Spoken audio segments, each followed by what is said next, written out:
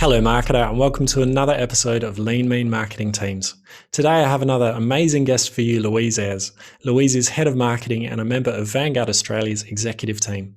In this role, Louise leads the teams responsible for developing and implementing marketing plans and programs for Vanguard funds and services in the Australian market. Prior to Vanguard, Louise was Chief Marketing Officer at Sport Australia. Louise has also held a series of leadership roles at ANZ Bank, including leading the global marketing team as Group GM of Marketing, and Louise commenced her marketing career at BHP. I love the chat with Louise today, as it sounds like she's been having a ball at Vanguard, building out a modern marketing team here in Australia, almost from the ground up. The team has doubled in size and has everything from brand strategy, performance marketing, insights and analytics, content and creative, and go-to-market.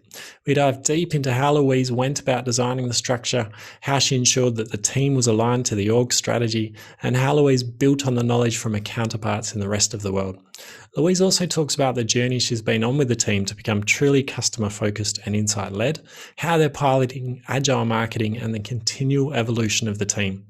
This is extremely important as Vanguard has changed its business model to not only focus on institutional investors, but to also target personal investors. So as such, they've had to switch from pure B2B marketing to include a large B2C focus as well.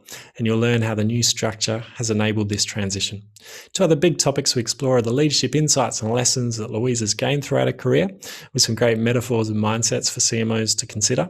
And lastly, for any of you that are considering taking on a board role, Louise unpacks the pros, cons and considerations, including what you can gain from being on a board, what you can bring to the board as a CMO, and what you really need to think hard about before making the leap. As always, it's another jam-packed episode, so if something jumps out at you, make sure you download the notes for the show by going to growthgenerators.io. Look out for this podcast episode and get those notes. It contains all the tips and insights that Louise lays out. Thank you and enjoy the show. Welcome to Lean Mean Marketing Teams with Ty Hayes, where you'll hear from leading CMOs and thought leaders about what it takes to create a high-performance marketing team. This podcast is brought to you by Growth Generators, a consulting firm that helps CMOs design and build modern marketing teams that drive growth. If you need help optimizing your marketing team, head to growthgenerators.io. Now, let's get on to the show. Welcome, Louise Eyres, Head of Marketing at Vanguard Australia, to the Lean Mean Marketing Teams podcast. Thank you very much for having me. It's great to be here. Yeah, and we have a few things in common. I notice you've studied at a couple of places where I've worked, so UNSW and London Business School. And I also noticed one of your posts on LinkedIn about CMOs at work, the book from Josh Steinley. So I have you to thank for that. That led me to reading that book, and then I actually had Josh on the show, which was an excellent interview back at episode 20. So thanks for that. But just out of interest, how did you find market driving strategies? I noticed you studied that at LBS, and when I was there many years ago, I remember actually interviewing the faculty and promoting those courses and all of the exec ed courses. And yeah, the feedback and interviews we did with participants at the time, they always had glowing reviews. But what was your experience like on that program?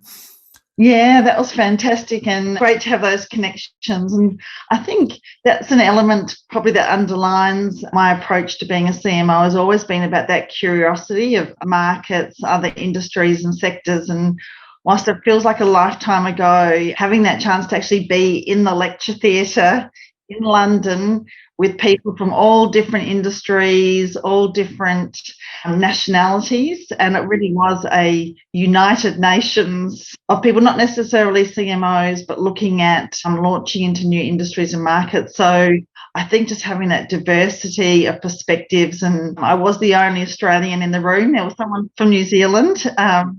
That was also part of the course. But yeah, that diversity of perspective and having the team work on some of the problems that or business challenges I was looking at, and being able to get that whole group of insight and perspective around real life practical situations was invaluable. Yeah, brilliant. Because you don't often get that chance to share your problems, do you, with other like-minded individuals, especially around marketing challenges. So extremely valuable. And have you kept in touch with some of the participants? Yeah, definitely. That is the power of LinkedIn, and people saying, how are you going with that? Or that was particularly, and we might talk about it at Sport Australia and in government. Yeah. So sport and Australia is a passion point for many people around the globe. So, definitely through LinkedIn, keep in touch. Absolutely. Fantastic. Well, to kick things off, maybe if you can build on that a little bit and give us a brief summary of your career to date. Yeah, well, I think of it in almost like a bit of a story and in chapters. So if I think of it in that way, chapter 1 was over 10 years at BHP. So I spent a lot of time in the Pilbara and in Perth. And BHP was a phenomenal experience in marketing, sales, M&A, and as a graduate having, again, that global view. Chapter 2, ANZ, again, more than 10 years at ANZ, very different business strategies. The move into Asia and the role that marketing was playing, building that perspective. Then had a few years doing something completely different and doing the marketing startup in a federal government agency in context with Sport Australia. Yeah. Many of the same. Interesting combination there, a startup inside government. Yeah. Yes, and but sort of bringing those different perspectives from the previous two roles, and really now the new chapter that is really just getting started is the last sort of 18 months at Vanguard. As many people that you've spoken to, I had probably 8 weeks before COVID. And then I spent really a large part of this new role working in a digital environment. Yeah, thrown straight into the deep end. Well, fascinating kind of background across industries and different challenges, and obviously some global themes there. Before we get into what we're going to cover today, maybe for the benefit of our audience, can you tell us a little bit more about Vanguard Australia? Yes, definitely. And Vanguard is an interesting organisation in Australian context. We have actually been in Australia for 25 years. This year's the 25th anniversary of Vanguard in Australia, but largely as an investment manager in a B2B context. So servicing institutional clients and our advisors.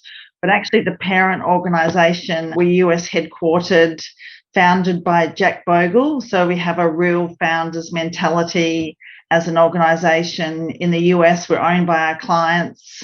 So it has that ethos of a client-first business, and nearly 18,000 crew around the globe, managing $9 trillion for 30 million customers. Jeez, no small numbers there. Yeah, so a phenomenal organisation, great presence across the globe, and then really starting to build further on that presence in Australia. Yeah, fantastic. I know offline we're talking about your role and how you've carried that mantle of really building out the team and trying to lift the presence of Vanguard in Australia. So I can't wait to dig into that today. So what I was thinking about, giving the whole focus of this show, designing and leading high performance teams, is really unpack how you've gone about building and creating this modern marketing team at Vanguard, what you've learned through these different chapters of your career about leadership and culture.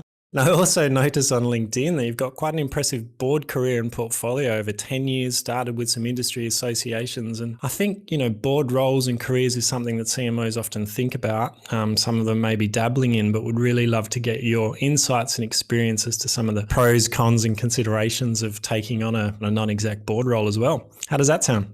That sounds great. A lot to unpack and share there. So I'm looking forward to it. Yeah, I always like to keep them jam-packed. All right, so starting with your time at Vanguard then, you've been there just over 18 months now. Tell us what you're brought in to do and the journey you've been on. Yes, it's often with these new roles, what you think you're brought in to do through the interview process, and then when you get into the business and get access, it's a much broader and bigger remit. So I was really brought in to be the first dedicated head of marketing for Vanguard, establish the team as we move more direct to client. So as I mentioned, the business has had a fantastic marketing team that's really been servicing the institutional and our intermediary and advisor clients. They're really brought in to bring that direct to consumer perspective and all the requirements that comes with it. So as marketing really takes on that sales role of driving clients and prospects through the funnel. And we joke that the word funnel is used at least daily, if not more, in the team. We're really brought in to establish that. So what does a modern marketing organisation look like that's going to underpin this business strategy that's now going to connect with both our B2B clients that are the fundamental cornerstone of the business in Australia, but also set up this emerging direct-to-consumer business. And probably a really peak component of that is the launch of our superannuation business towards the end of this year, which is a really significant strategic play for the business. Yeah, exciting. And just to clarify, I guess, for the listeners, the products available to the individuals, is that just, managing an investment funds or portfolios, ETFs, or what is available for them as individuals? Yes. Yeah, so very much through the personal investor platform that was launched last year in the middle of COVID and the pandemic, but really launching that platform and making investing accessible. So that's been a key part of building out the brand as well, in the marketing remit. Is I think many people, and I've been in financial services for a very long time, but didn't appreciate how accessible getting started is.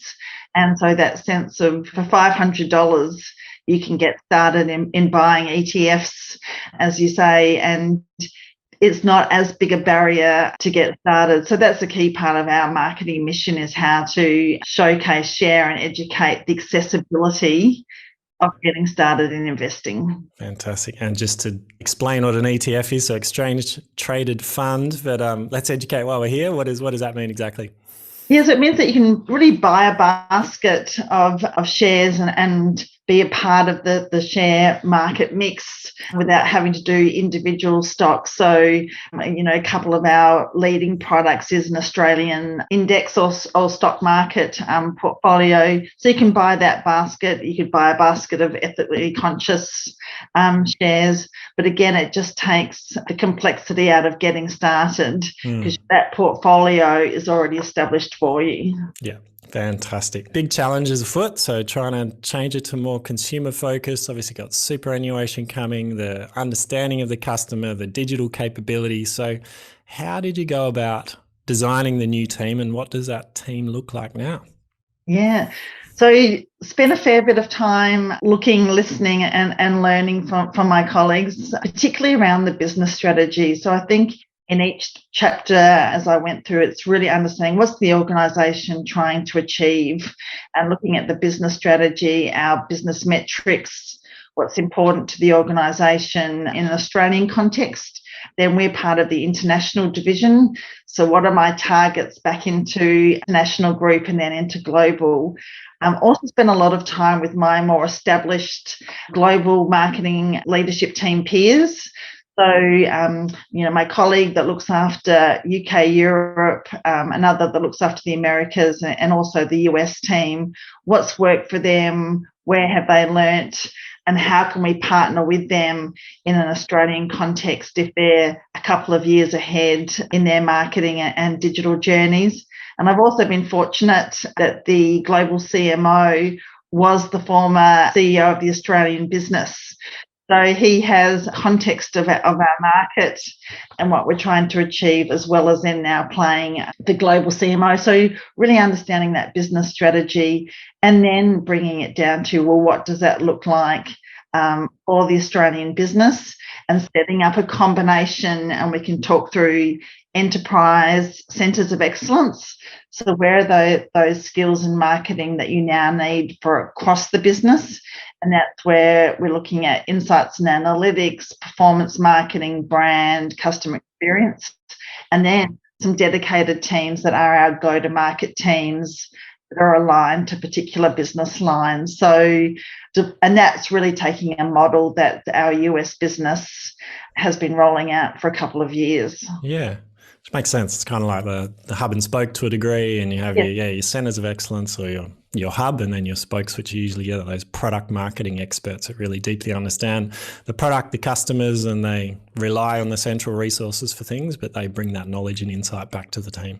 Yeah, very much cross-functional. Yeah. So our go-to-market teams are bringing in all the best that a modern marketing team has, from writers, content, digital marketers, our UX team, and our marketing comms experts. Yeah.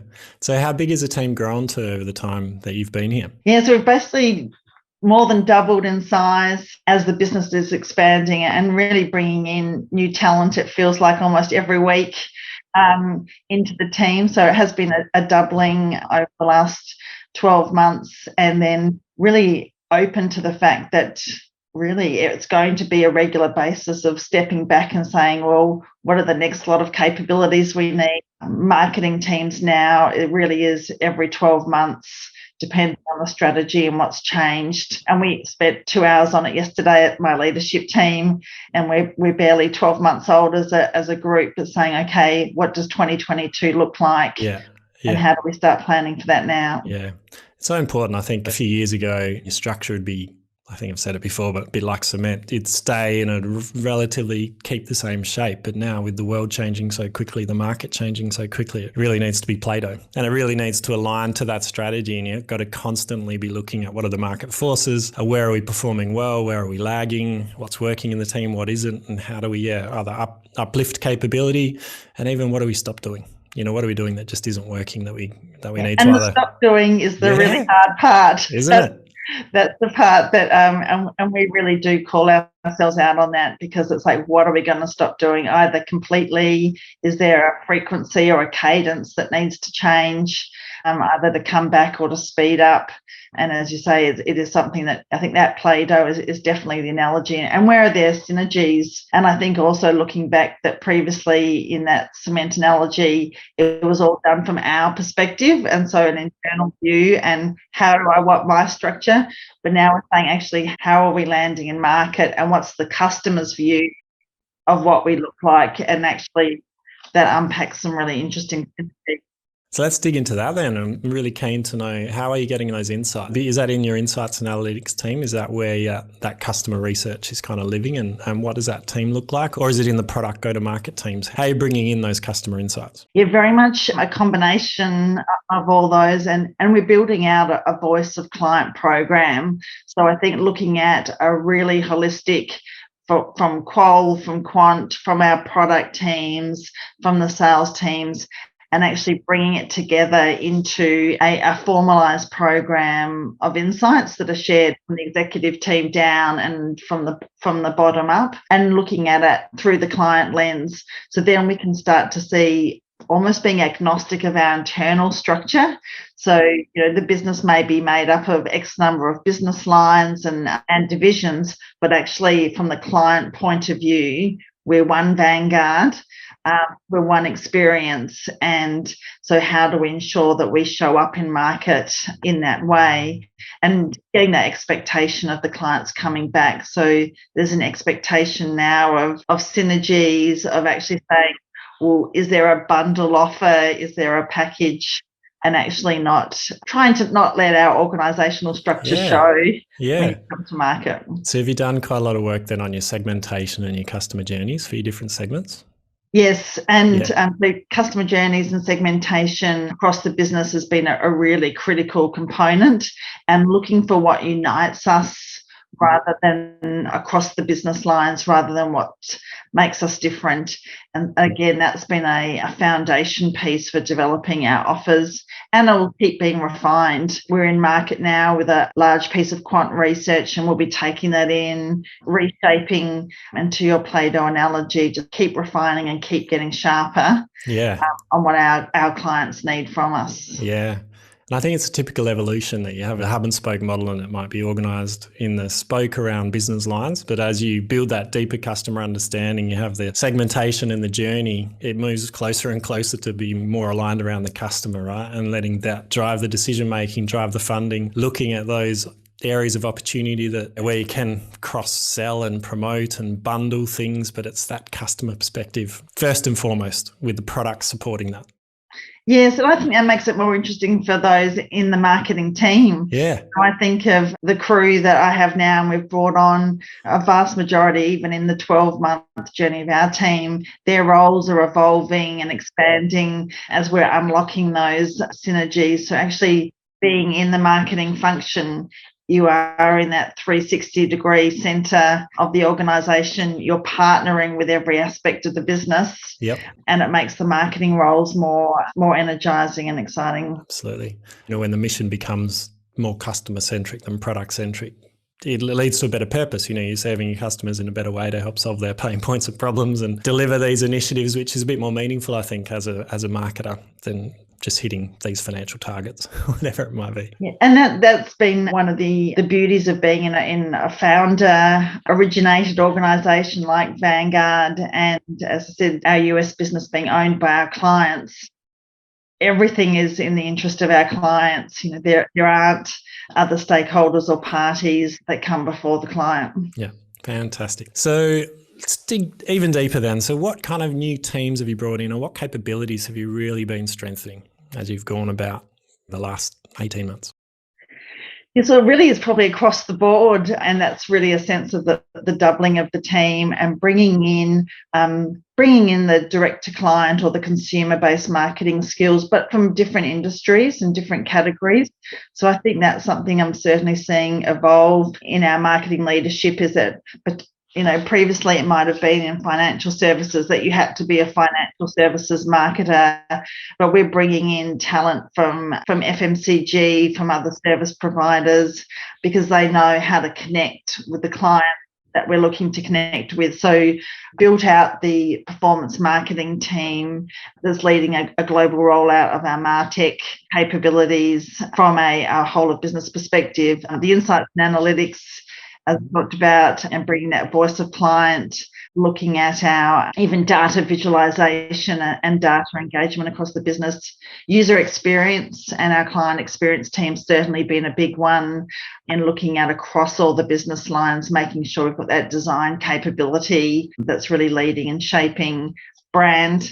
And then editorial and content, we're bringing in that writing capability, digital content writing, technical writing, and that importance of content being front and centre. Yeah, wow. So much fun building out those capabilities. The performance marketing, so are they implementing a whole new MarTech stack across the business? Yes, and we're doing it across in partnership with our US colleagues and international. So looking at a whole new stack, bringing in digital marketing capability to be running our campaigns and driving that efficiency as we scale. So that's not only bringing in the technology, but actually then our capability, upskilling, and actually then how do we gain those efficiencies, but actually then make it more productive in terms of how we're engaging and connecting, the personalisation. You talked about journeys. That's also what we're looking at across from our investing, saving, and then soon into the super segment. Yeah, and the CX kind of research space, I imagine there's UXs in there, but do you actually have other human-centered designers in there that are actually doing any of the journey mapping and things like that? Yes, absolutely. So we're doing the majority of that now internally with our own teams, and actually mapping out what are the use cases, what are those first journeys that we're putting into the MarTech stack, but also building that out for each of the teams, just in our ways of working. So actually taking the journeys to be almost our map, regardless of it being for digital or non-digital. So what's the content required for each part of the journey? What's the brand implications? What is the digital marketing, the user experience? But almost every facet of the team can now come in to say, where in the journey, what am I needing to craft along that journey? Yeah, I love that. And yeah, are you using kind of agile or sprints or things to do that? So you've got cross-functional teams and they might be looking at a slice of the journey and going, how do we optimize this piece? Yes, definitely. So the new ways of working in agile is really becoming an ethos across the organisation, and really taking it now, probably only more recently in the last few months in marketing, now that we've been able to stand up the full function and the teams. And I talk about the fact that we're now taking it from PowerPoint to pilots. So we've had all the PowerPoints, we've had the training, we've got phenomenal coaches within the business that are partnering with us, but now really taking it down into very practical pilots and bringing that experimentation in to say, okay, let's set up the sprint work and have at least a couple of pilots going within the marketing team at any one point of time, do the retrospective, and then start the next pilot coming through. Yeah, exciting times. Yes, we've talked a lot about the capabilities you've been building. Any other changes to what you were outsourcing before and are now insourcing? So you mentioned you've brought in some of that journey mapping, bringing in some of the MarTech and performance marketing. Anything else that you've changed in terms of outsourcing or insourcing? Well, I think the partnerships with our agency, so that was something we've had to do over the last 6 months, and particularly with the eye to building out the brand campaign. And so the organisation didn't have creative and media partners previously. Also looking at our analytic and econometric modelling partner so we can really prove out the business case. So that's certainly been a key part in bringing in a creative agency, our media agency, and having a designated analytic partner to work with. So I think we're working out what are those skills that really are best held externally with specialists who we can partner with as a whole of business, but then those skills that are actually now core to a marketing function that we will need always, bring those inside and into the organisation. Wow, there's been a lot covered in this interview so far.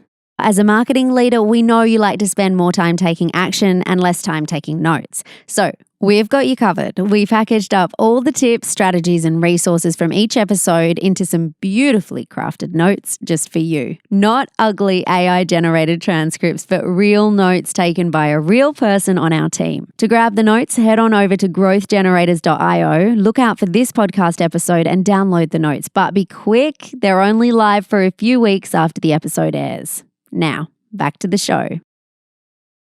And what's been most challenging about implementing the new structure? I think doing it over Teams and Zoom has been really challenging. So, and when I think about what we've actually been able to create and deliver, it's been phenomenal because we're bringing in all these new capability, team members who have never met each other or hadn't worked with each other. And so then just when we're getting those rhythms going, Melbourne's in another lockdown of these last few weeks. But I think that is challenging when you're bringing in all this diverse talent. But it's been phenomenal in what's been able to be achieved and through that connection via screens. And that just probably has fueled that agile process. So more in the huddle mindset, checking in and really saying, well, what do we need to achieve this week? And get that moving. Yeah, fantastic. And were there any critical safeguards or kind of strategies you deployed to ensure the success of the implementation? I think it's been being open that we would change and adapt. So almost the safeguards been more in our mindset.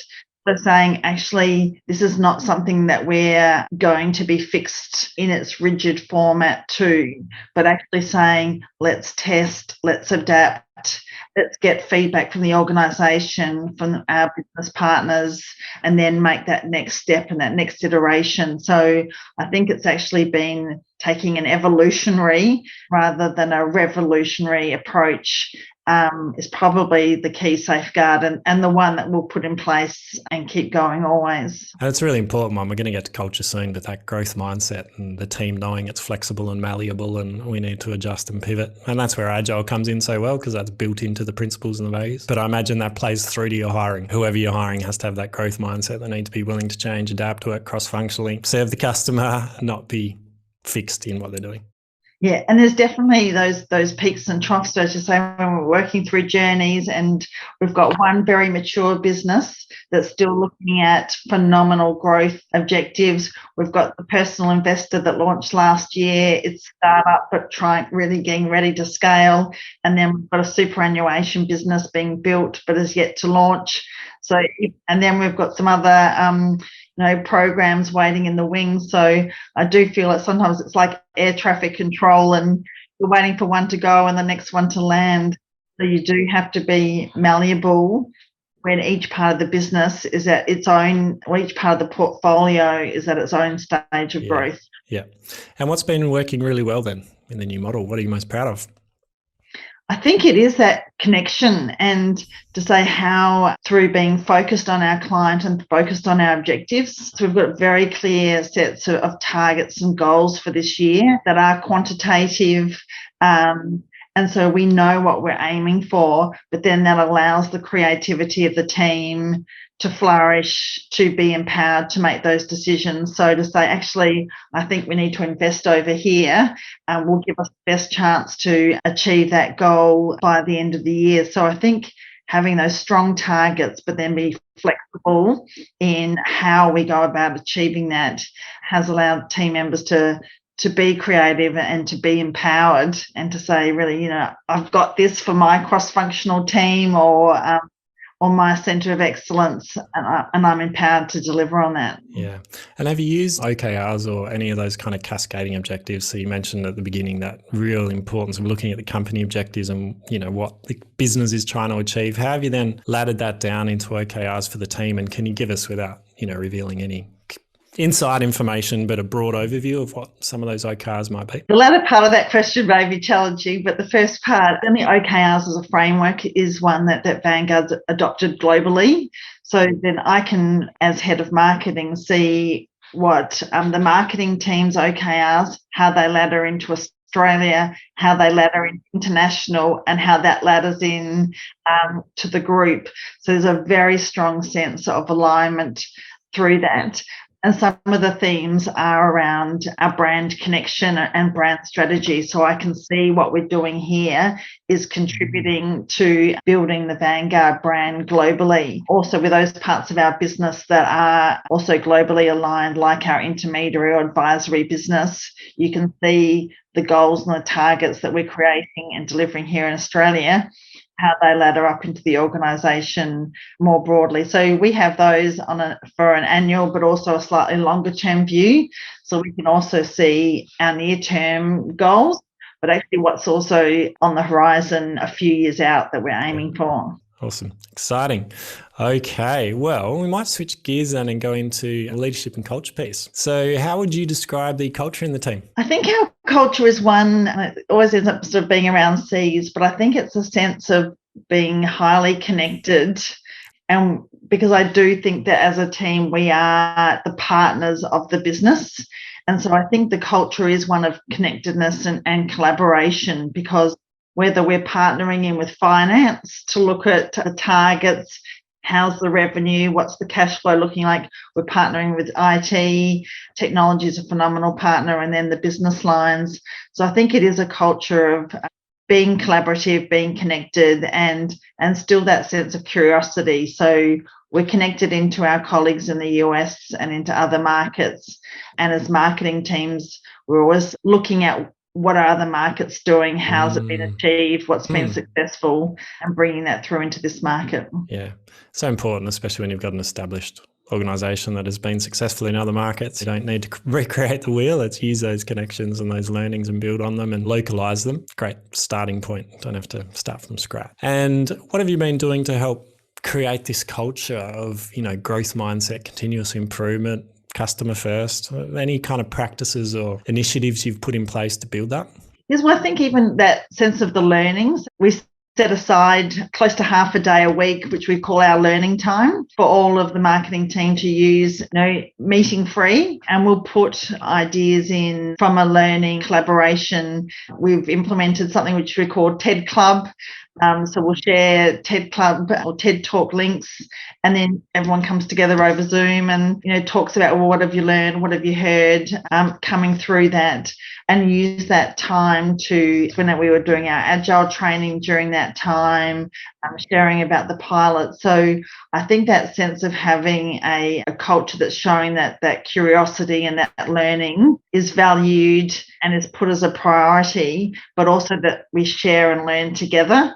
So, regardless of the role or how long you've been in the team, we come together and talk about insights and the implications they may have for our work. Yeah, love that. We let work overtake ability for the teams to learn. It's so busy. All marketing teams are at full capacity, but you got to make the time to learn. And, if the team isn't learning, I like the analogy in 7 Habits of Highly Effective People, Stephen Covey, and he called it sharpening the saw. If you can be in the woods and trying to cut down trees all the time, but if you don't take, time out to actually sharpen the saw, you can be a lot more effective by doing that. So giving the team some downtime to actually learn and study and even come together and learn together as a group, I think is so powerful. And because it's that richness of different perspectives of what did you take from that? What did you learn from that? What's your perspective? What's your experience? That's how you accelerate the learning and get a richer sense of learning, isn't it? Yeah, absolutely. And the beauty as well is now that most sessions are recorded, so as well we can showcase learning opportunities that may have been recorded with our US colleagues or in other markets, and then we can take advantage of them even if it's not in our time zone and bring those through. So I think that curiosity and setting a culture that if anyone's got an idea, has heard a speaker, has read a book, bring it to our TED Club and let's talk about it. Brilliant. And personally then, what kind of leadership principles have you learned through either your experience or from mentors or leaders that's really worked for you? I think it's probably two that, or mental models that really stay in my mind. One is from the Marketing 2020 survey and work that was done a couple of years ago, and that sense of the CMO or the head of marketing as the conductor. And I think that's going to be more true going forward even than it is now, is that I look at my phenomenal team and there's no way I'm going to be as skilled as each part of their part of the orchestra. And so then my role as a leader is to be that conductor and connector, and then really give them the opportunity to amplify their skills and talents from across the board. I think then we've moved from the head of marketing or the CMO actually being an expert in all those areas, moved on from that. I think the other principle, and it comes through in Brian Hartz's new book on the leadership star, is that sense that actually caring for your crew and your team, is seen as courageous and is seen as an incredibly strong leadership attribute. Whereas I think when I started my leadership journey, that sense of care was seen as, you're being soft or you're not being the tough leader. But I think that importance of care for your crew and your leadership team is something that I really take to heart. Love those two. And now more than ever with the care, with mental health on the rise and with COVID and isolation and working from home and all these challenges that puts on staff, especially if they've got if they're parents and they've got young kids at home and all that going on. You have to show that care and take that human-centered approach to your staff to make sure they're okay, and so that they know you care and you can work together and achieve the most together. And I love that orchestra one. I can play the guitar and drums pretty well, but I can't play a tuba or a saxophone or all those other instruments. And I think it's naive to think that as a CMO you're going to be an expert in everything. And it's really important to be comfortable hiring people that are smarter than you and letting them do their thing and bring their expertise to bear, and making sure they're sharing that knowledge with your other direct reports, with you, even some of that reverse mentoring, asking them the dumb questions and learning from them as much as you can and being a sponge. Yeah, and that's only something in the insights part of the team and our voice of client that always remind myself to ask them, like, what are the questions we're not asking of you? Because you often can get that insights teams are responding to questions, but actually what's the question that we should be asking that we're not asking, and where's the gap in our knowledge and bringing that through. And we've done a few articles internally about marketing and that whole mad men to math men, and looking at the backgrounds of some of our crew and really coming from very diverse and highly skilled backgrounds, but all part of this new modern marketing team. Yeah. Did you have any challenges hiring? I mean, going back to where we were before, but in the data science kind of area, what did you end up with? Did you get real hardcore data scientists, data engineers, or what have you kind of hired for in that team? Yeah, a combination of all those, and that's the partnership with our technology team as well, to work out what is the skills that reside strongest in a technology or an IT environment that can serve the full business, and then where from the data scientist, data visualization, data analysts, bringing those through into the team and bring people in from diverse backgrounds into that area. So not necessarily having come from a specific asset manager or investment banking, but actually saying, who are those who have got the skills in both the data science but also the interpretation, and who can understand really what we're trying to achieve in the interpretation of the data and bringing that through. Make that easily understood by the rest of the business. Right? Yes. Communicate that. Fantastic. Yep. And lastly, on leadership and culture, what's been your biggest leadership regret or lesson in your career? That's a good one. I think it's probably the lesson is that you don't have to have all the answers as the leader, And that sense of over my leadership journey, then when you thought you did have to be the smartest person or the loudest person in the room. And I think that evolution now to actually say my role is to draw out the insights that are in the room as a leader, make sure who's the unspoken is given the opportunity to speak and bring that forward. So I think that's certainly a learning that's come sort of later in my career, in those early rookie years, straight out of uni. Yeah, I think it comes with experience, maturity and confidence, doesn't it? Alrighty then, well, switching gears to the last part of the conversation, which is around the boards. So as mentioned, you've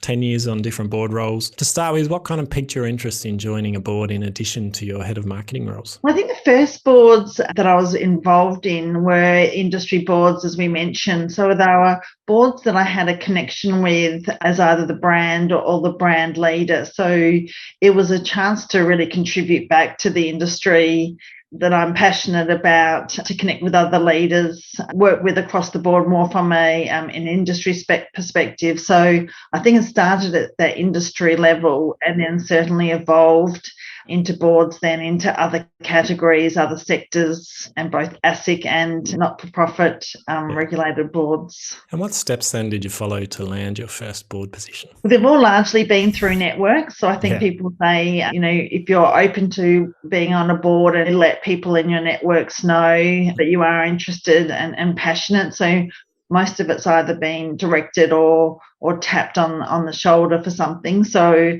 I think networks are a great place to start. Yeah, absolutely. And how do you think your board roles have made you a better head of marketing? I think having that holistic view of an organisation and really seeing from the finance, from the risk and governance.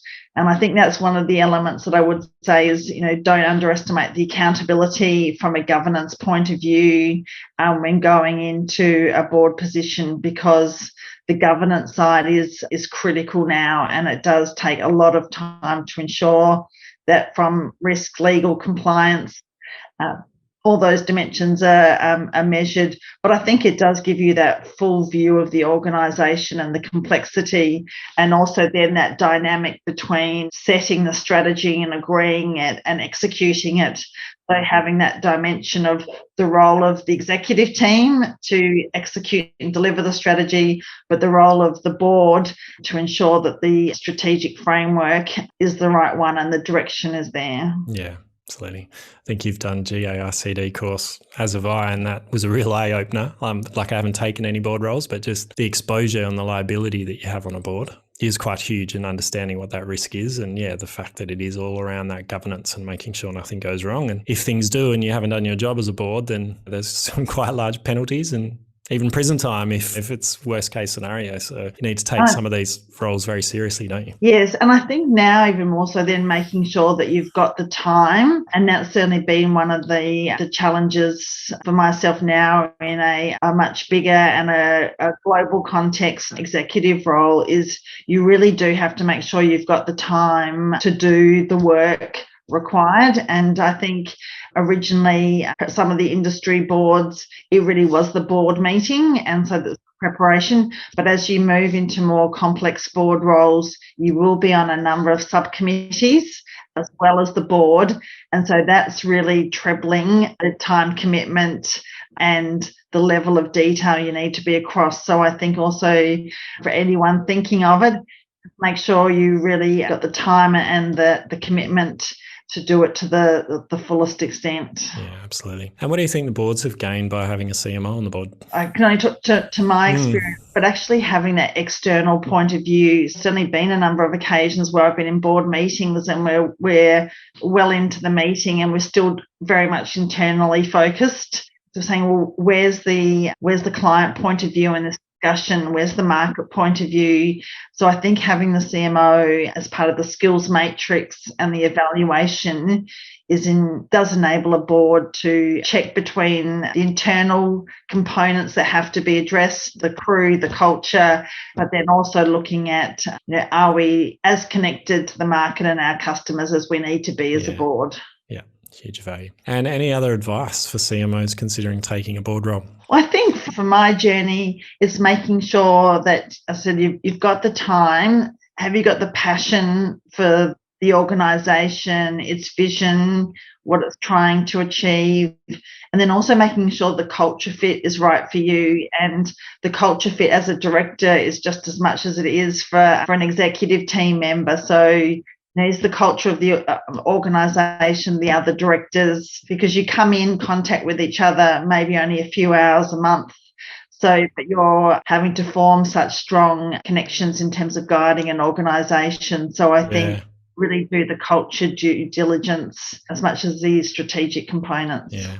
So did you meet with a few other board members for the boards that you were looking to join and try to suss that out? Obviously you want to meet with the chair and then a few of the other board members to see what is this culture like? Is there a good dynamic in the board, or is it a bit toxic, or, what are the challenges they're facing?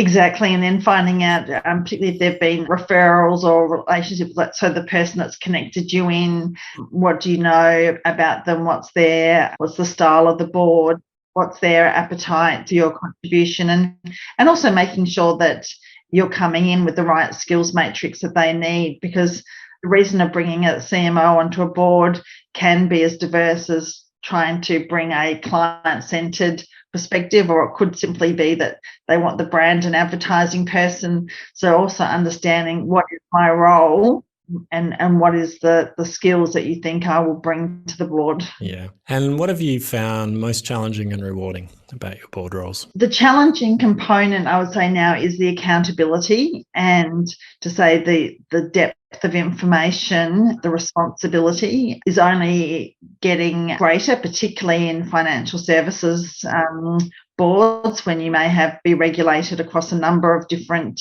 regulators. So I think that is a challenge, but then that can also be the exciting part, to really to go deep in those areas and to broaden your understanding. And I think a number of the boards I've been on have also been going through significant digital transformation. And so that's incredibly rewarding to see that organisation from a non-executive perspective going through a digital transformation that you may also be going through in your executive role at the same time. So seeing those different dimensions in different sectors. Yeah, I think the perspective you can gain, not that I've been on one, but I think that would be the most valuable thing.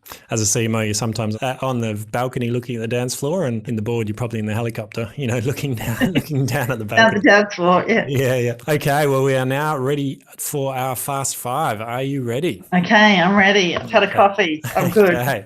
So what do you believe are 3 essential capabilities or criteria of a high-performing marketing team? Okay, I've done 3 C's, which I've talked about a little bit before. I think it is that client focus and external orientation. I think you have to be strong at collaborating and partnership across the entire organisation. Every function has an impact.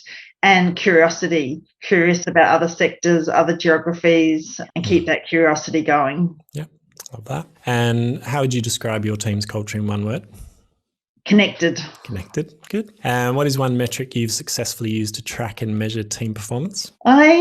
It's hard to have one. I think it is our business OKRs. So really trying to ladder in not to marketing or advertising objectives, but what is the business trying to achieve, and making sure marketing is driving that growth. Yep, absolutely. And what's one skill or capability you've learned recently that you wish you'd developed sooner in your career? I think for that one, probably the partnership with technology and IT.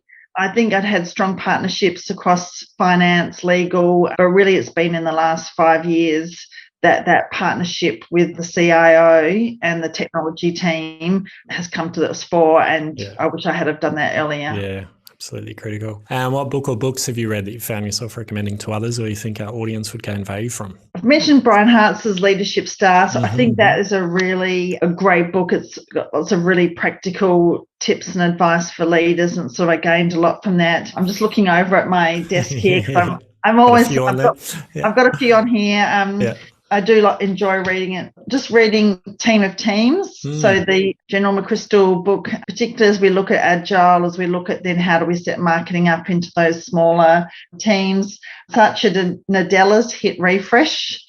was a great one around his journey to leadership, and Bob Iger's The Ride of a Lifetime, from his journey through Disney, was a great book that I gained a lot from as well. Awesome. Fantastic recommendations there, and we'll make sure they're all linked up in the show notes for people to find out more about those. Before we ask where people can get in touch, what are you most excited about next 12 to 18 months at Vanguard?